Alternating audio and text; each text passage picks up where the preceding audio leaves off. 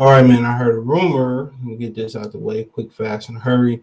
That Tony Harrison will be taking on Sebastian Fundora next. So I don't have no concrete date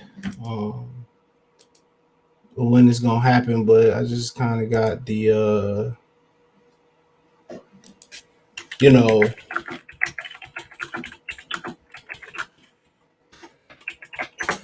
I just got the word on that. So a little bit more of that PBC schedule leaking out, or maybe quote unquote that Luis the Cubis Samson boxing schedule, if the rumors are true. So so yeah. But but yeah, I mean it is what it is. Tough matchup. They're both ranked highly. So I mean Fundora gonna have to continue to wait for his title shot. Um so that's a tough matchup. I think Fundora gonna be favored. I didn't see his last performance versus Carlos and Ocampo, but a lot of people were saying Ocampo, kind of, some Fundora didn't look like Fundora in that fight. So, but he tend to wake up for the top fights, and Tony Harrison is ranked number one in the WBC, as you can see here.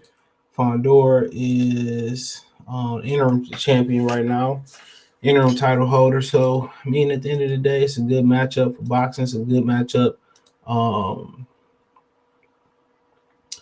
It's a good matchup for boxing. It's a good matchup for the fans. So, obviously, for Showtime Boxing to continue on, they had to step up. They had to step up the fights. And it looked like that's exactly what is going on. And I heard that, allegedly Al Heyman ain't really involved in that. Or he ain't the puppet master. He ain't pulling the strings.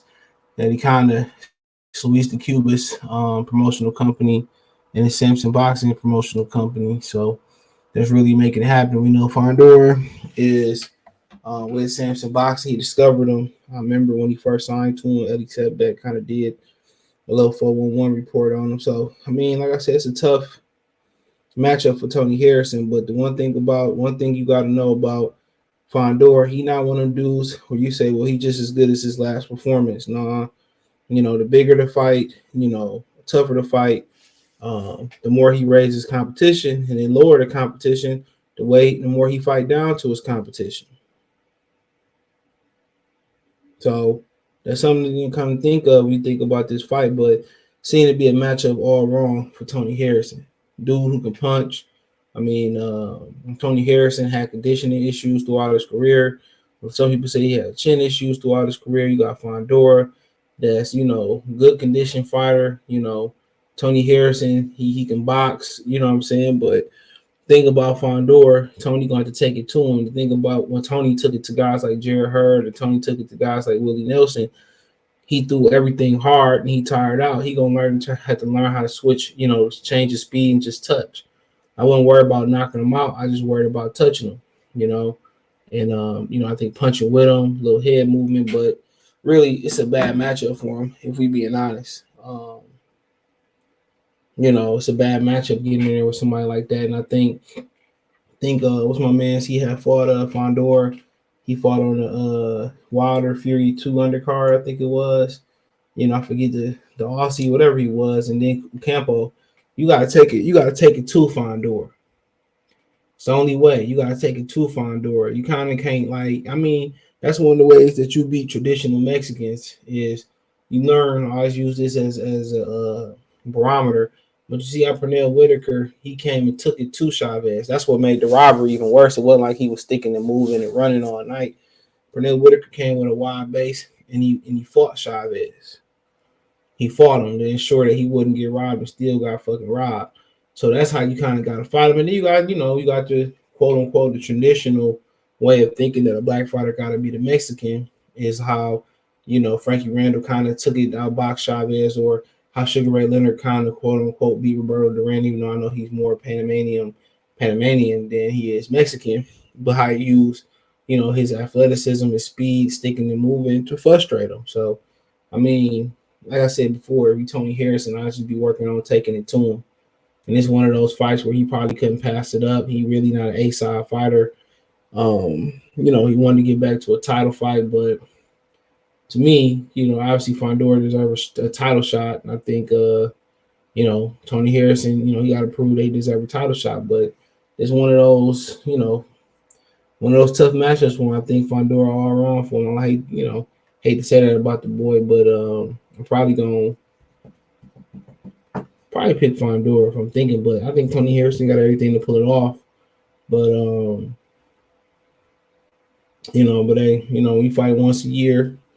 Once a blue moon, you get this type of opportunity for an interim title to get to a title. You're probably going to be the full title champion because Jamel, word the streets, he moving up. Can't pass his opportunity up. So, like I said, I think a lot of body work, you pushing back.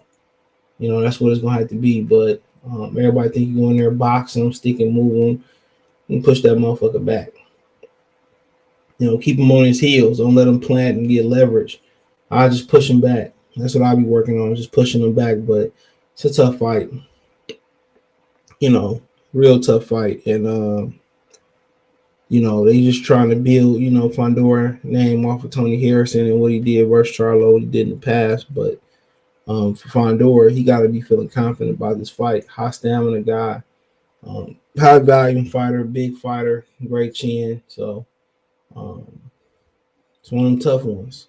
Probably, if Tony Harrison don't win this fight, you probably can see him and Lubin in the crossroad fights after this. So, you kind of can see that. But yeah, it is what it is. You got to commend him for taking the tough fights. But, when, guys like Tony Harrison is high risk, low reward to a lot of the fans, really don't have a lot of pick of the litter. But I'd be pulling for him, dude. And he can do it, though. He can pull it off. That's not true. Not like he can't pull it off, but it's an uphill battle. And it's one of those nights where Fundora underestimating Tony Harrison.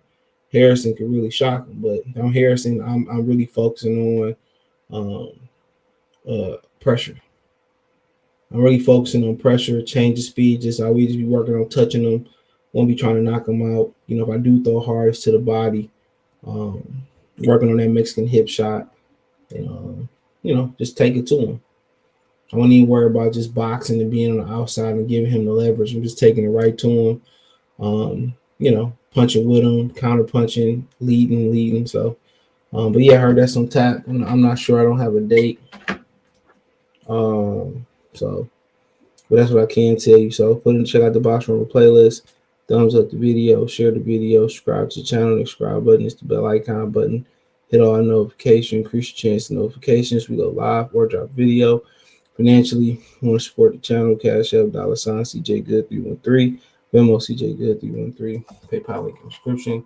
Hit the link tree, find me on Twitch, Twitter, Instagram, Spotify, Anchor, Cash App, Venmo, PayPal, Apple Podcasts, Google Podcasts, the whole nine. Link tree, the first link in the description. Peace.